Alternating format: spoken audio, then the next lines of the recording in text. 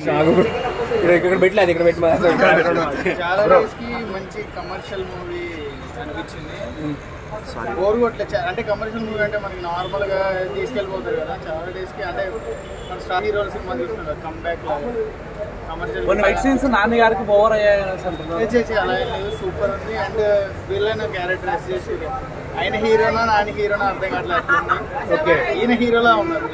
ఎవరు తక్కువ చేయలేదు, ఎవరు తక్కువ చేయలేదు. బీజిఎంస్ హైలైట్, కొత్త డిఫరెంట్ కాన్సెప్ట్. దసరాకి మించి ఉందన్న. దసరాకి మించి అంటే సెకండ్ హాఫ్ చూసాము. ఫస్ట్ హాఫ్ అయితే అదిరిపోయింది. నాని కంటే కూడా ఎస్ఎస్ సూర్య క్యారెక్టరైజేషన్ బాగుంది. అదే నేను అంటున్నా, ఆయన క్యారెక్టరే హైలైట్ ఉంది. ఆయనే హీరోలా అన్నాడు. ఆయన అంటే డామినేట్ చేస్తున్నట్టు ఉంది ఆయన క్యారెక్టర్. ఇంకోటి ఏంటంటే స్టోరీ అది ఉంటుంది కదా, డిఫరెంట్ జానర్ తీసుకెళ్ళాడు. శనివారం అనేది మనకి ఆ టైటిల్ దగ్గర డిఫరెంట్ ఉంది. ఇంకా సెకండ్ హాఫ్ మాత్రం ఫస్ట్ హాఫ్ లానే అలానే తీసుకెళ్ళాడంటే చాలా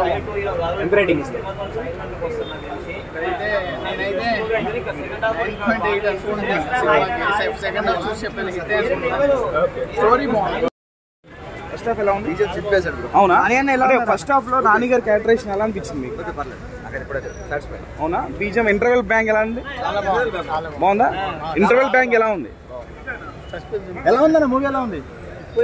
బ్యాక్గ్రౌండ్ మ్యూజిక్ గురించి బాగా మాట్లాడుతున్నారు. ఎలా ఉంది బ్యాక్గ్రౌండ్ మ్యూజిక్? చాలా బాగుంది.